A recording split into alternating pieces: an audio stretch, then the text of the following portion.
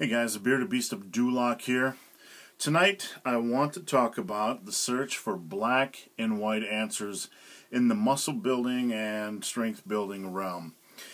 You spend any time on an internet lifting forum and you see any number of debates, heated debates crop up over topics that people really smash craniums over, trying to find out, is it this, is it that, is it this, is it that on topics. They're always looking for a black and white answer when it comes to muscle building. And the point I want to make with this video is that with many things in muscle building and strength building, it's not a black and white answer. It's kind of a gray answer. There are some fundamentals in the lifting realm that are pillars, that are musts, that you must do to get results unless you're a freak. Those pillars include persistence or consistency, getting your butt to the gym without missing workouts, constantly. Another pillar is progression, kids, putting weight on the bar. Over time, no matter how you train, what style you train, you got to get stronger. You can't bench 95 pounds and have big biceps, kids. You got to get stronger over time. That's, no matter how you train. That's another pillar. Another pillar is you have to have some reasonable attention to detail to your diet. Unless your goal is just to eat like a munching mouth and get up to 300 pounds and, whatever. But, most guys that are successful have some core focus on their diet. They know what's going inside. They make sure they hit a minimum amount of protein.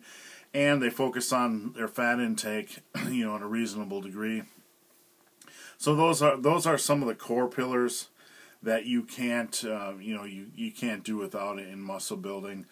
But, once there are more core pillars, and I'm not going to go into them in this video. They're just not that many of them. You check in on forums and you see, hey, Lifter X did dog crap training and he got the big biceps, kids. And, Lifter B did Wendler's 531. He got the big biceps, kids. And, everybody did it. You did this, he did that, he did that, he did that. And, everybody's confused, like, what works, what works, what works? Everything seems to work. You know why everything seems to work is because the guys who are getting results are sticking to the core pillars. Persistence, progression, eating reasonably, that sort of thing. So, they're not using programs that are out there, that are crazy. They're sticking to programs that are tested, tried, true, have a track record, that sort of thing. So, beyond these pillars of success, you have all the periphery stuff, all the nonsense and OCD and supplement debates and timing debates and post-workout feeding debates and all that kind of stuff. And science aside, okay, because there is some science that will show on each of these topics that a certain thing might be more beneficial, kids, than not doing another thing. Then on the other side of the fence, you have the lifters who might be doing something else that might contradict the science.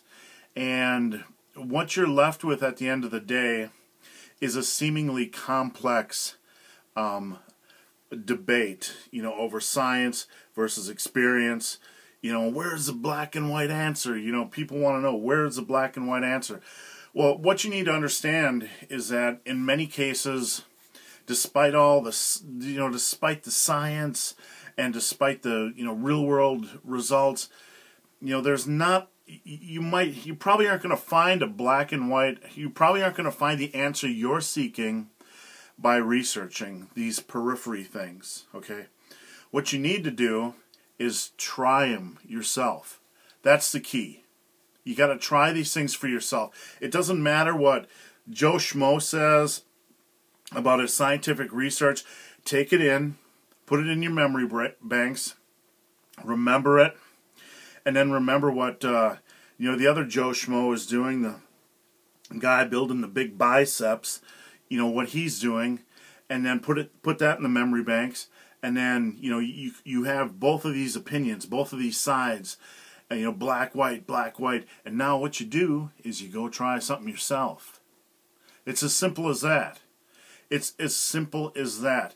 I know some things that work for me that just don't work that just don't seem as important for other guys. Like, okay, for the example, the BCAA issues.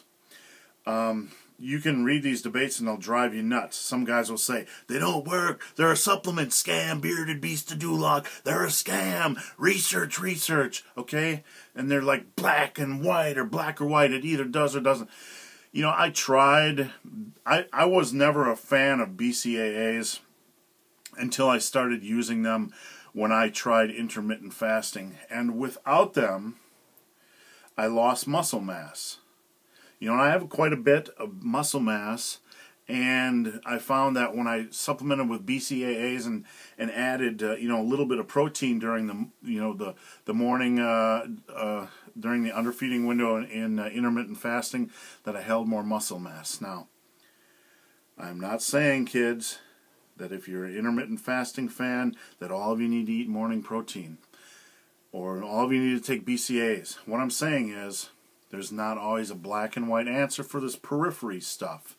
You can want there to be a black and white answer, but at the end of the day, kids, you got to go out and try this stuff yourself. I don't care what Joe Blow says. I don't care what Joe Schmo says. Joe Science, Joe, real life experience. They both have valid. They both have valid information that you need to take in, and you need to try it yourself, and you need to be scientific about it, because this isn't about being right or wrong. This is about getting results. Okay? This is about getting results.